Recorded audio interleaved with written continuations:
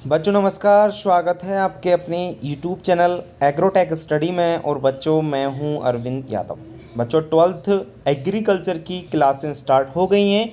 मैंने आपको पहले ही बताया था कि आपकी नए ब्लूप्रिंट 2021-22 के आधार पर हम आपको क्लास स्टार्ट कर रहे हैं। तो एक क्लास आपकी हो चुकी थी, ये आज दूसरी क्लास है। सब्जेक्ट है आपका फसल उत्पादन एवं उद्यान शास्त्र बच्चों, और चैप्टर का नाम है जल निकास। ये आपका फसल उत्पादन एवं उद्यान शास्त्र का पहला चैप्टर है बच्चों, और यह चैप्टर नए ब्लूप्रिंट के आधार पर अभी 2021-22 में बच्चों कितने नंबर का आ रहा है? 4 नंबर का, जिसमें आपके 2-2 नंबर के 2 प्रश्न पूछे जाएंगे। ठीक है ना? तो 2-2 नंबर के जो 2 प्रश्न पूछे जाएंगे, और बच्चों अथवा भी पूछा जाना है उसी चैप्टर से, यानी 4 प्रश्न इसी चैप्टर से बन जाते हैं। मतलब 4 में से आपको 2 करना है, लेकिन 4 प्रश्न एक ही चैप्टर से पूछे जाएंगे, क्योंकि जो प्रश्न जिस चैप्टर से पूछा जा रहा है अथवा भी उसी चैप्टर से पूछा जाएगा।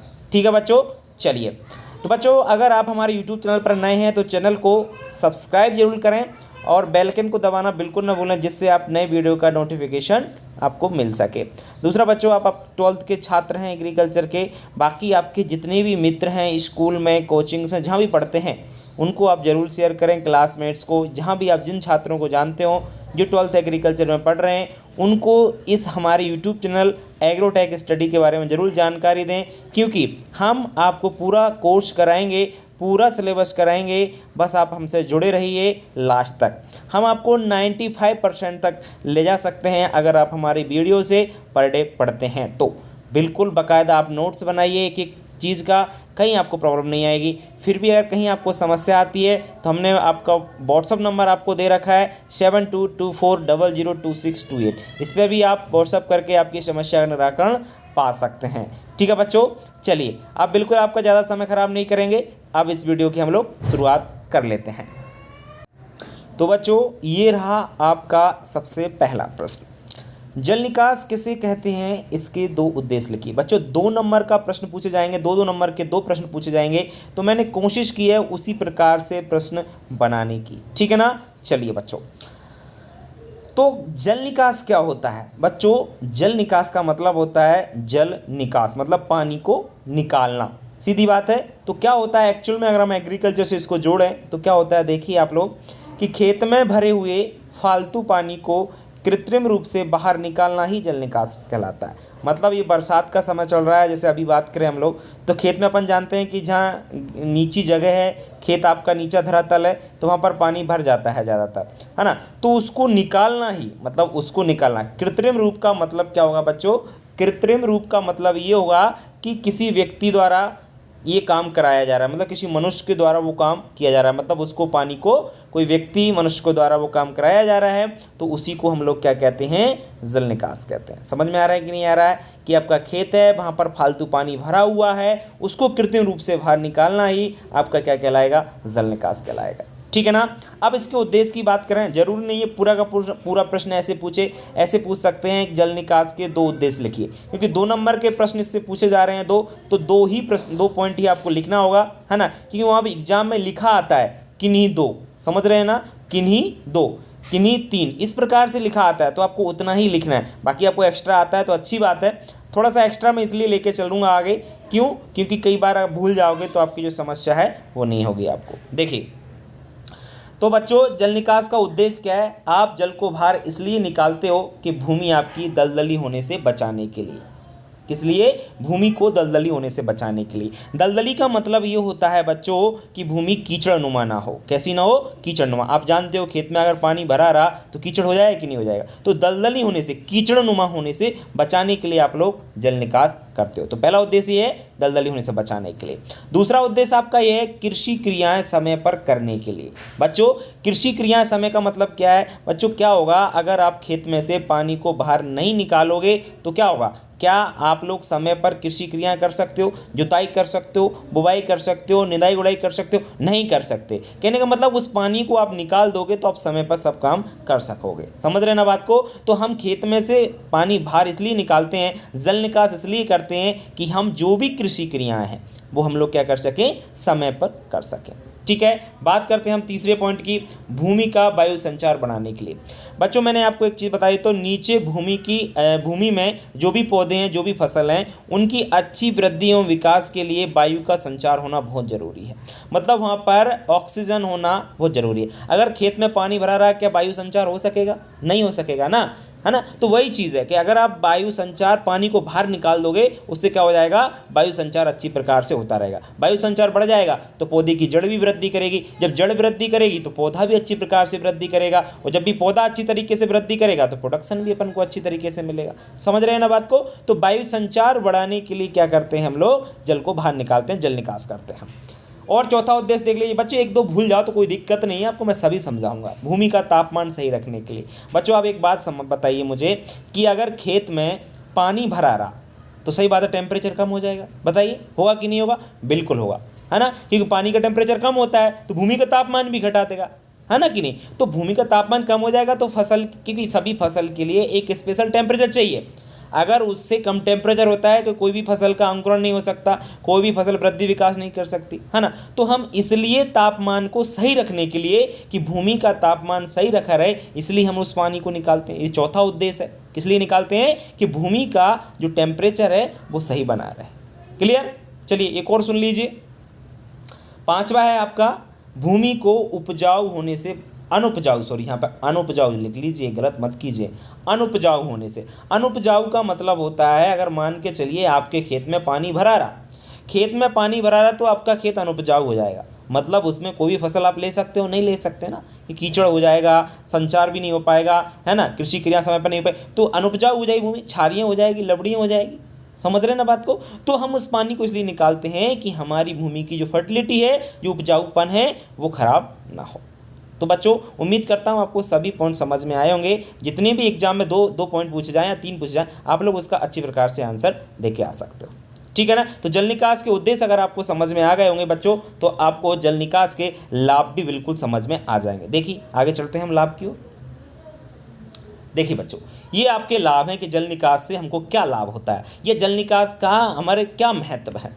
बच्चों बहुत सिंपल है, जल निकास का लाभ या महत्व निम्नलिखित प्रकार है या निम्नलिखित है। देखिए आप लोग, सबसे पहले ये है कि भूमि दलदली होने से बच जाती है। देखो पीछे सिर्फ क्या लिख रहा है, जाती है, वहाँ पे उद्देश्य में क्या था, भूमि दलदली होने से बचाने के लिए, बस सिर्फ इतना सा अंतर है। पीछे हमको फोकस करना है, पीछे क्या, क्योंकि जब लाभ होगा किसी चीज़ से तो वो हो ही जाएगा ना लाभ। जैसे पहली बात कर रहे हैं कि भूमि दलदली होने से बच जाती है, मतलब अगर हमने खेत से पानी को बाहर निकाल दिया तो हमारी भूमि कीचड़नुमा होने से या दलदली होने से, स्वाम्पी होने से बच जाएगी कि नहीं बच जाएगी? बिल्कुल बच जाएगी, है ना। तो इसलिए हम जल निकास करते हैं कि भूमि से दलदली होने से हमारी बच जाती है। तो पहला लाभ तो हमको हुआ। दूसरा लाभ यह है कि भूमि में वायु संचार बढ़ जाता है। भूमि में क्या बढ़ जाता है, वायु संचार बढ़ जाता है। देखो वायु संचार बढ़ जाएगा तो हमारा क्रॉप प्रोडक्शन ऑटोमेटिकली बढ़ जाएगा। क्यों? क्योंकि जड़ की अच्छी प्रकार से वृद्धि हुई, और जब जड़ की अच्छी प्रकार से वृद्धि होगी क्रॉप प्रोडक्शन तो हमको अच्छी तरीके से मिलेगी। बताइए कोई प्रॉब्लम? नहीं प्रॉब्लम। तो दूसरा लाभ क्या है, भूमि में वायु संचार बढ़ जाता है जल निकास करने से। दूसरा लाभ हमको ये हो जाता है। तीसरा लाभ क्या हो जाता है, तीसरा लाभ हमको ये हो जाता है, भूमि का तापमान सही हो जाता है। सही बात है, अगर हम पानी को खेत से बाहर निकाल दें, जल निकास कर दें, तो क्या होगा, भूमि का तापमान एकदम सही हो जाता है। और वही हम चाहते हैं कि सही हो जाए, है ना। तो आपको क्या है, ये लाभ हो रहा है कि नहीं हो रहा है? बताइए आप लोग। कुछ नहीं है, उद्देश्य को आप लोग पीछे जाता लगा दीजिए, आपका काम हो जाएगा। और सुन लीजिए, भूमि की जुताई एवं बुवाई समय पर हो जाती है। देखिए भूमि की जुताई एवं बुवाई समय पर, भैया खेत में पानी भरा रहा, कब जुताई करोगे, कब बुवाई करोगे? कर सकते हो क्या? नहीं कर सकते ना। जब खेत में से पानी बाहर निकाल दिया अपन ने तो बिल्कुल आपको तो लाभ हो गया। क्या लाभ हो गया कि जुताई बुवाई पर, हमारी जुताई और बुवाई समय पर हो जाएगी, ये भी हमको लाभ हो गया। चलिए, और जल निकास से और क्या लाभ होता है, फसलें सड़ने गलने से बच जाती हैं। जी हाँ, इस समय आप लोग देख रहे हो फसल अभी सोयाबीन खड़ा हुआ है, उड़द खड़े हुई है, जो भी फसल हमारे खेत में खड़ी हुई है, पानी बरस रहा है, खेत में पानी भर रहा है, निकल नहीं रहा है, फसल काट नहीं पा रहा है, वो फसल सड़ गल रही है।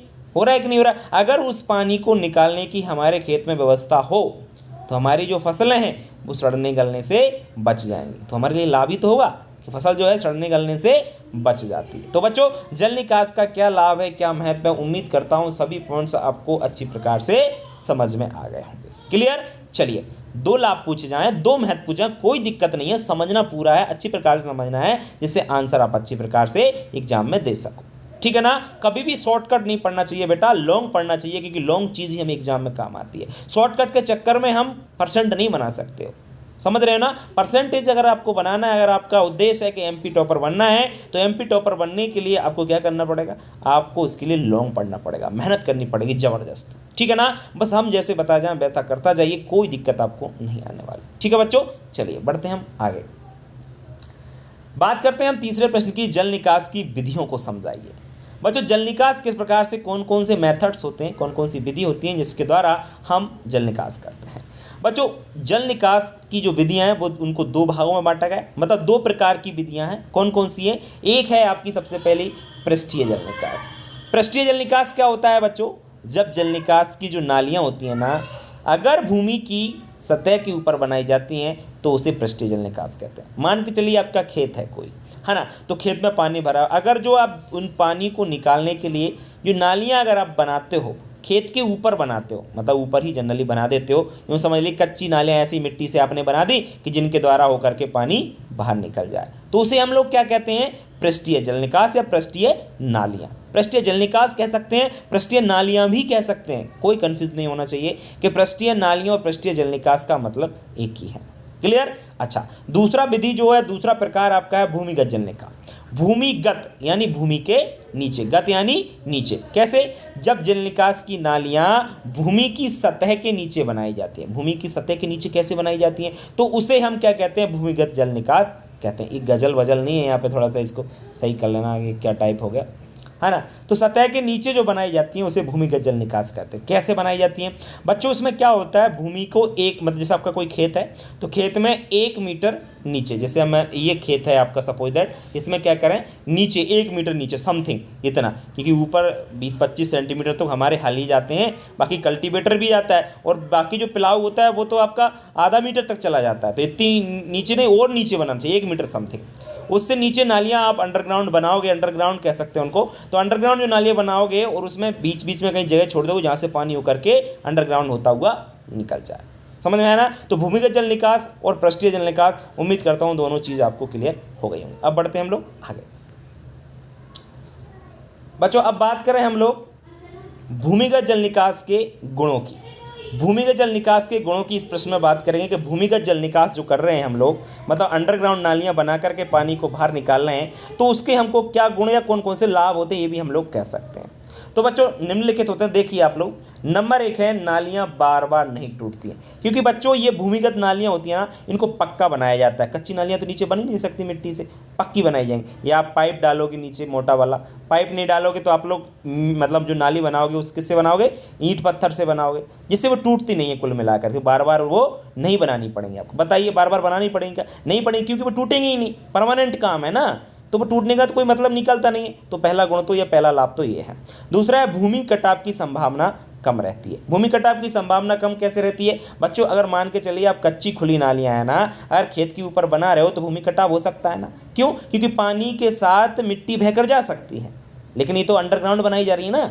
जब ये अंडरग्राउंड बनाई जा रही है तो क्या मिट्टी बहेगी, नहीं बहेगी ना, भूमि कटाव होगा, नहीं होगा। तो कहने का मतलब दूसरा गुण ये है कि इससे भूमि कटाव की संभावना जो रहती है वो बिल्कुल कम रह जाती है।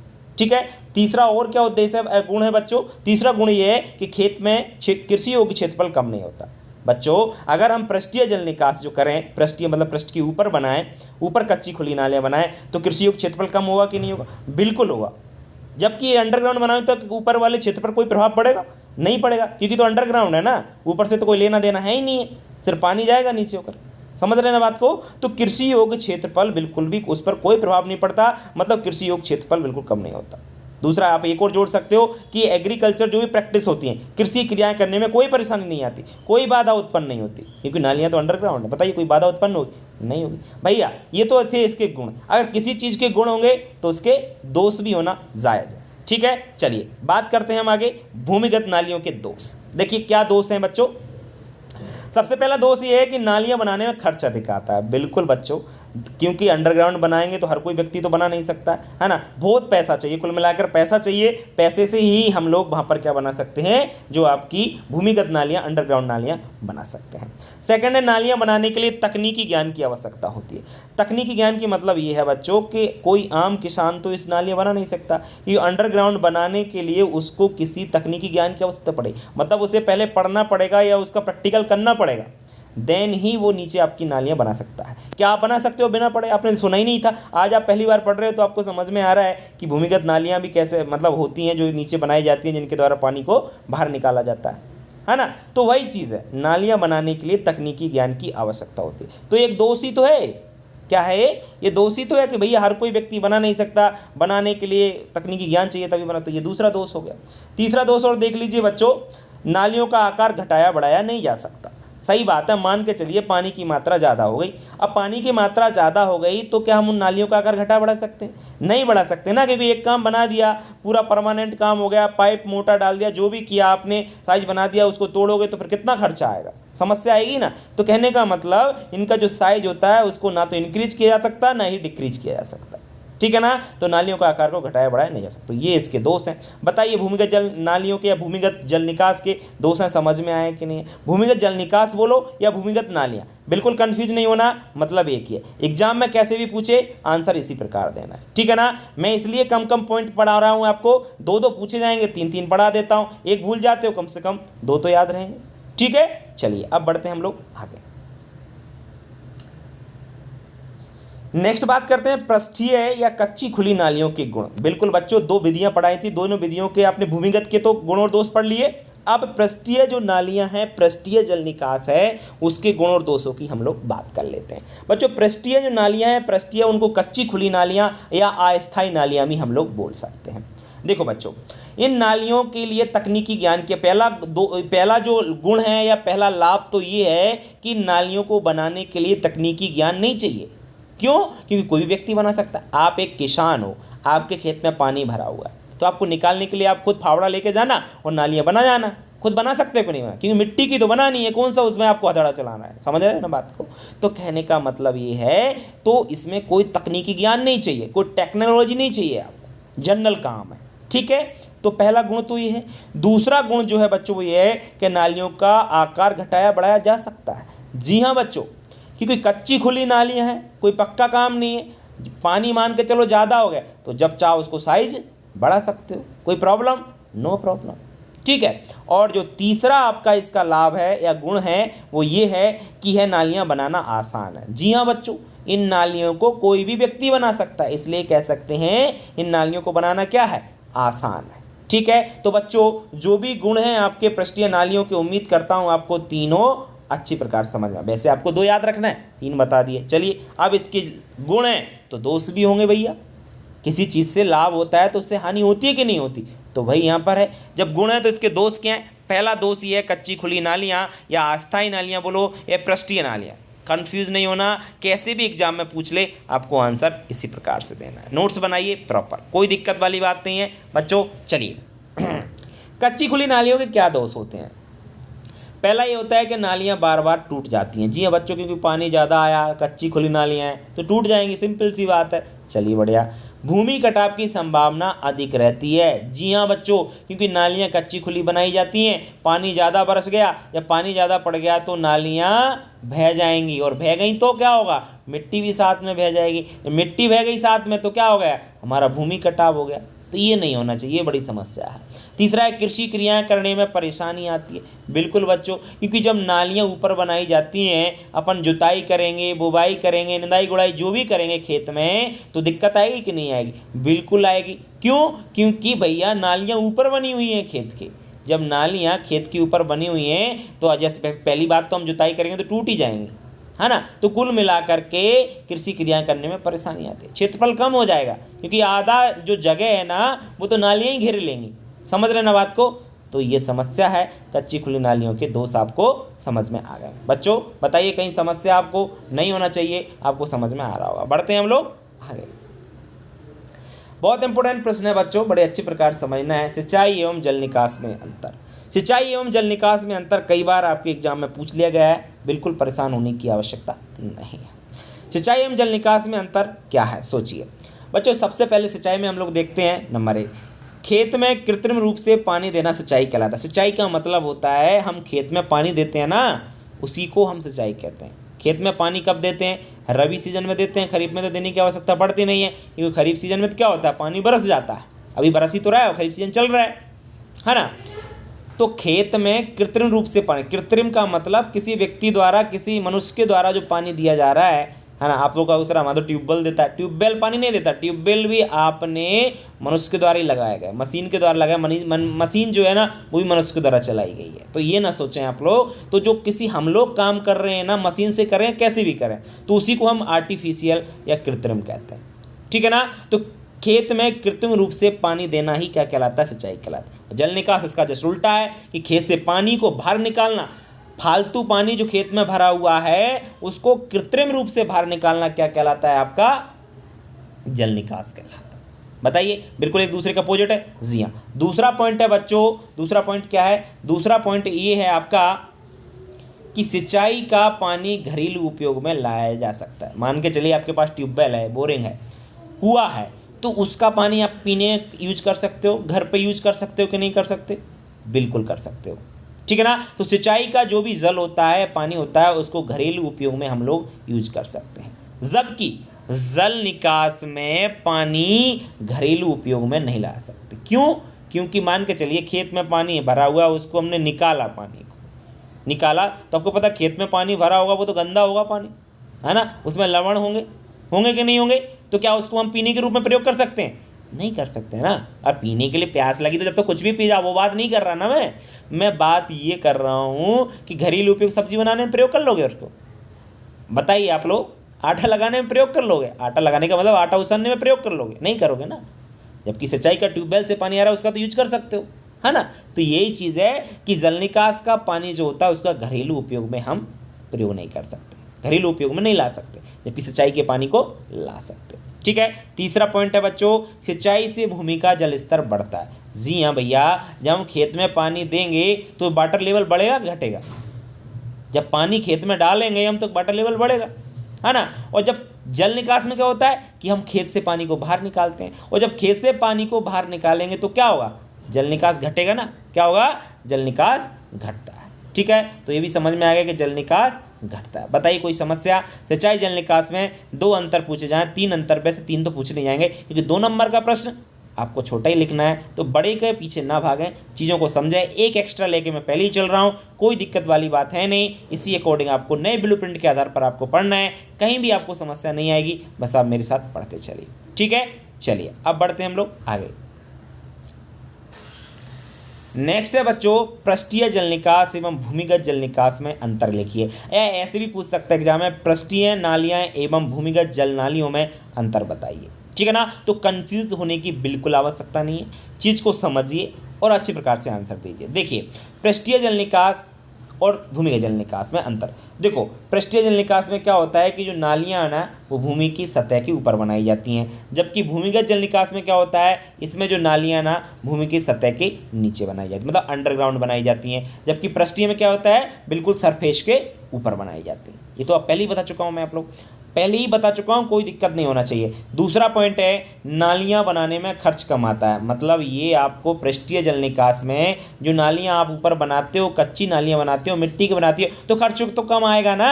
जबकि भूमिगत नालियाँ बनाने में खर्चा दिखाता है, क्योंकि अंडरग्राउंड बनाओगे, खुदाई करोगे, पाइप डालोगे, दुनिया भर का आपको काम करना पड़ेगा। तो उसका भूमिगत जल निकास में क्या होता है, नालियाँ बनाने में खर्चा अधिक आता है, ठीक है। और देख लीजिए तीसरा पॉइंट बच्चों, तीसरा है नालियाँ बनाना आसान है। भैया कच्ची खुली नालियाँ है, पृष्ठीय नालियाँ है, मिट्टी से तो बनाना है, तो बनाना बड़ा आसान है।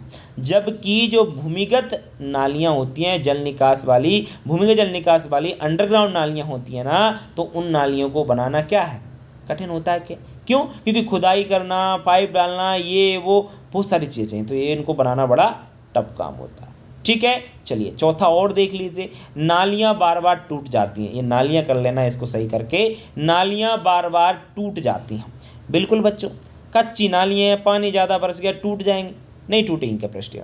टूट जाएंगे। जबकि ये नालियाँ बार बार नहीं टूटती हैं। टूटती हैं कि नहीं? क्योंकि अंडरग्राउंड बनाई जाती है, तो टूटने का तो कोई मतलब निकलता ही नहीं है।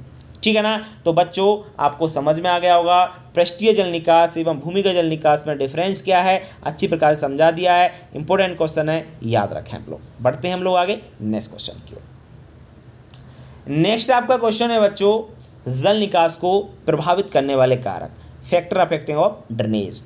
बच्चों ड्रेनेज को बहुत प्रभावित करते हैं आपके कारक कौन कौन से हैं, उनके बारे में हम लोग बात करेंगे। देखिए 2 नंबर में प्रश्न पूछा जाएगा, तो मैंने कोशिश की है कि उसी प्रकार से आपको बताऊं। देखिए भूमि की ढाल, भूमि की ढाल कैसे प्रभावित करती है। मान के चलिए भूमि की ढाल क्या है आपकी, ज़्यादा है।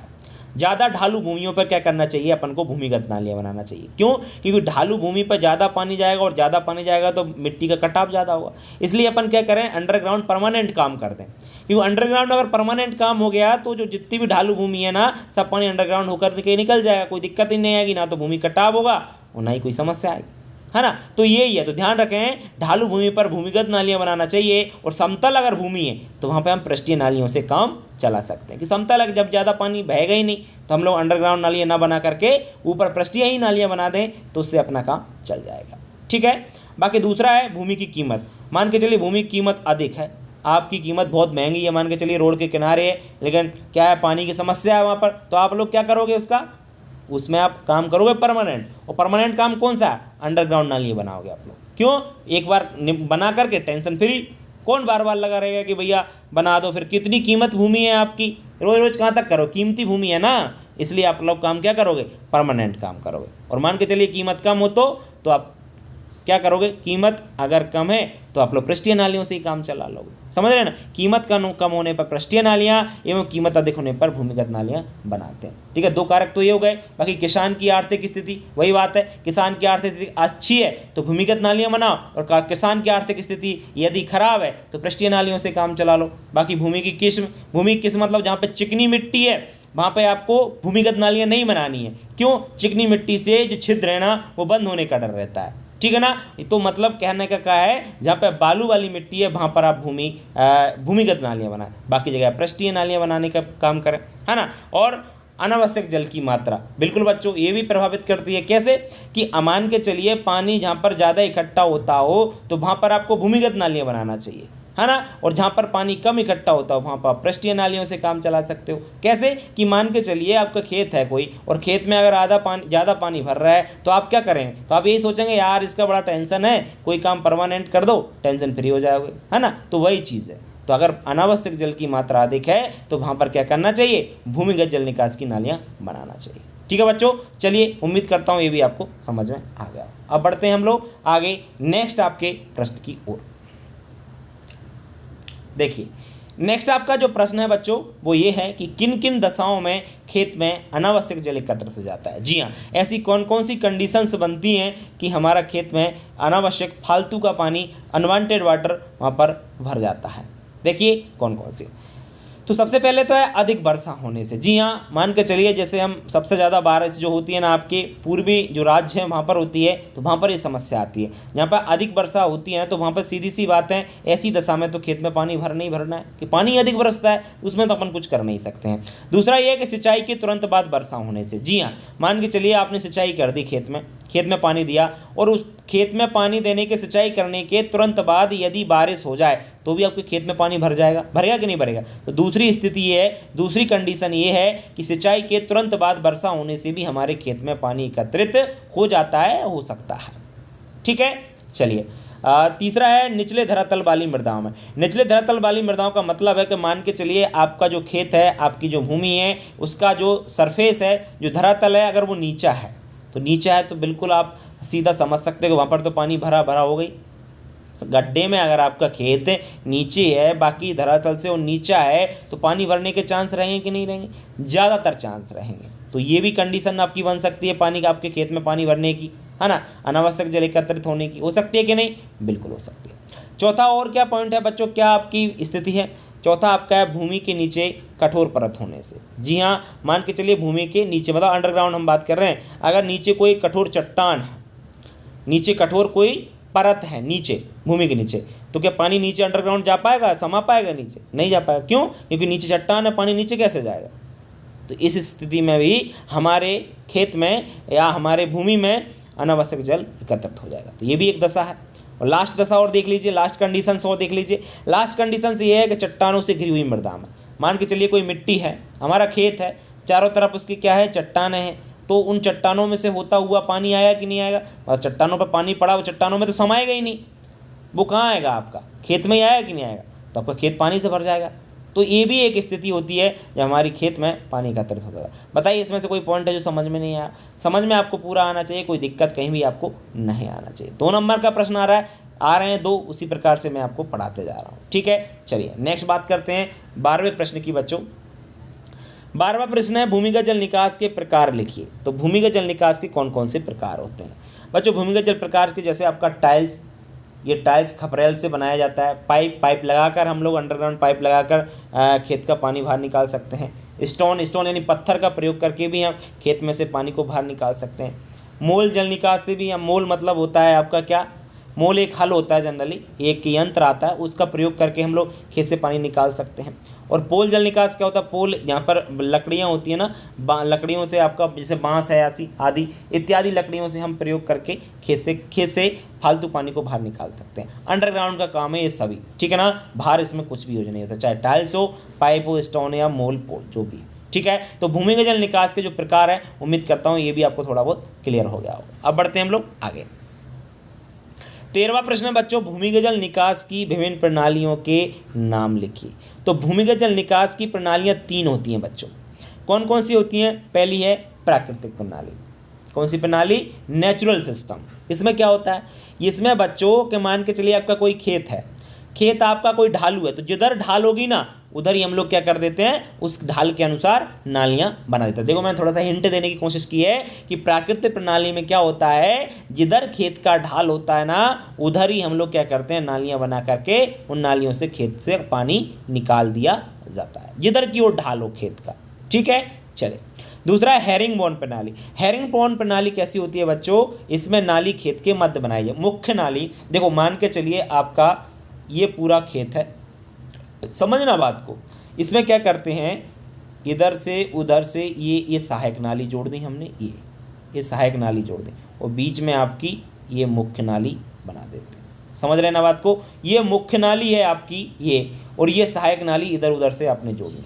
तो इधर उधर से जो भी खेत का पानी होकर आएगा और बिल्कुल इसमें से होते हुए निकल जाएगा। समझ में आ रही बात कि नहीं आ रही? तो यही है, तो हमेशा याद रखना हैरिंगबोन प्रणाली में जो मुख्य नाली है वो खेत के मध्य बीचों बीच बनाई जाती है, ठीक है ना।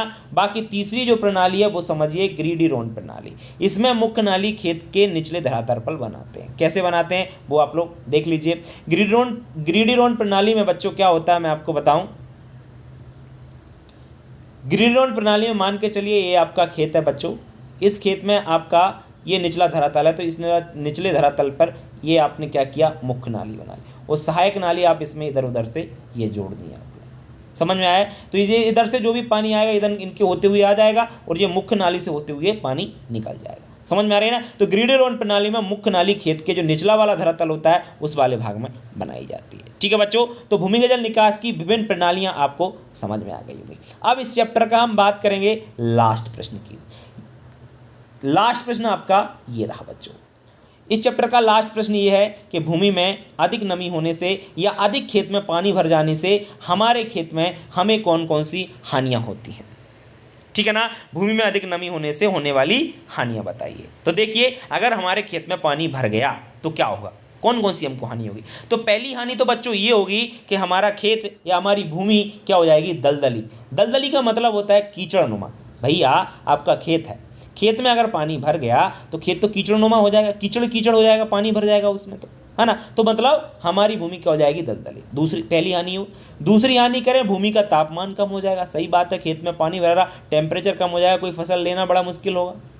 तीसरी हानि है कि भूमि का वायु संचार कम हो जाएगा। जब वायु संचार नहीं होगा कि कोई भी फसल अच्छी प्रकार से वहाँ पर हो सकती है, नहीं हो सकती। क्यों? कि इसलिए क्योंकि उसकी जो जड़ है ना वो अच्छी प्रकार से वृद्धि कर ही नहीं पाएगी, अच्छी प्रकार से ग्रोथ ही नहीं कर पाएगी। क्यों? क्योंकि वायु संचार हो ही नहीं पा रहा है। उसकी ग्रोथ के लिए, जड़ की ग्रोथ के लिए वायु का संचार होना बहुत जरूरी है, ठीक है ना। तो वायु संचार कम हो जाता है, तीसरी हानि है। चौथी हानि है कि फसलें सड़ गल जाती हैं। भैया अभी स्थिति देख लीजिए, सोयाबीन खेत में खड़ा हुआ है, पानी बरस रहा है, फसल सड़ी गल रही कि नहीं गल रही, वहीं पर उसका बीज उग आया है, देख रहे हो आप लोग, फली में से अंकुरण हो गया है बीज का, ये स्थिति बन गई है क्योंकि पानी बंद नहीं हो रहा है ना, खेत भरा हुआ है, कटाई कर नहीं सकते। समस्या है कि नहीं? बिल्कुल समस्या। और लास्ट पॉइंट देख लीजिए कि भूमि की उर्वरा शक्ति भी कम हो जाती है। उर्वरा शक्ति का मतलब होता है कि भूमि की जो फर्टिलिटी होती है ना, वो कम पड़ जाती है। भूमि की पोषक तत्व उपलब्ध कराने की जो कैपेसिटी होती है, जो क्षमता होती है, वो खत्म होती जाती है कि अगर अधिक समय तक नमी खेत में ज़्यादा रही या खेत में पानी भरा रहा तो। ठीक है बच्चों, तो उम्मीद करता हूँ भूमि में अधिक जल से या अधिक नमी के होने कारण होने वाली जो हानियाँ हैं आपको अच्छी प्रकार से समझ में आ गई है। ठीक है बच्चों, 14 प्रश्न है, गारंटी देता हूँ, बिल्कुल आपसे कहता हूँ इससे बाहर नहीं जाएगा। 2-2 नंबर के प्रश्न 2 पूछे जाएंगे। अब 2 पूछे जाएंगे, 4 आने इस चैप्टर से, अब कैसे बाहर जाएगा? कैसे भी बाहर नहीं जाएगा, है ना, क्योंकि 2 अथवा के आने हैं ना, वो वाले। ठीक है ना, इसी चैप्टर से आएंगे, अथवा भी उसी चैप्टर से पूछा जाता है। ये आप पुराने पेपर उठा के देख सकते हो, और नए ब्लूप्रिंट में लिख कर दिया है उन्होंने, कोई दिक्कत वाली बात नहीं है। ठीक है ना, इसी प्रकार से हमेशा पेपर बनता है, आपको कहीं प्रॉब्लम नहीं आएगी। बस आप ईमानदारी से मेहनत करते रहें, पढ़ते रहें, नोट्स प्रॉपर बनाते रहें। ठीक है बच्चों, तो वीडियो कैसा लगा? वीडियो अगर अच्छा लगा हो तो वीडियो को लाइक करें और अपने दोस्तों को शेयर जरूर करें। मैं आपसे बार बार कहूँगा, शेयर करिए, जितने भी मित्र हैं सबको जोड़िए, सबसे कहिए पढ़ें, सबसे कहिए नोट्स तैयार करें, अच्छी प्रकार से टॉपर आएँ अपने स्कूल में, जहाँ भी आप रहते हैं डिस्ट्रिक्ट टॉपर बने, MP टॉपर भी बन सकते हैं अगर आप लोग अच्छी प्रकार से पढ़ते हैं। कोई समस्या आपको नहीं आएगी, बस आप पढ़ते चलिए। ठीक है, फिर भी अगर यदि आपको कोई समस्या आती है तो आप हमसे संपर्क कर सकते हैं। व्हाट्सएप पे आप हमारा मोबाइल नंबर मालूम है आपको, एक बार और दे देते हैं आपको मोबाइल नंबर। हमारा मोबाइल नंबर है बच्चों 72240026 और 28, ये हमारा व्हाट्सएप नंबर है। इस पर आप व्हाट्सएप करके आपकी जो भी समस्या है उसका निराकरण पा सकते हैं। 12th के जितने भी छात्र हैं, PAT की जो तैयारी कर रहे हैं वो भी हम हमसे जुड़ सकते हैं। PAT के छात्रों के लिए भी हम वीडियो तैयार करते हैं, पर डे सुबह उसका वीडियो मिलेगा। 12th का आपको वीडियो अभी शाम को मिलेगा, कोई दिक्कत वाली बात नहीं है, बिल्कुल आप पढ़ते चलिए। फिर भी आपको कोई समस्या आती है तो आप कॉन्टैक्ट कर ही सकते हैं। ठीक है, चलिए बच्चों, तो आज के लिए इतना ही, कल फिर मिलेंगे एक नई वीडियो के साथ। तब तक के लिए बच्चों नमस्कार।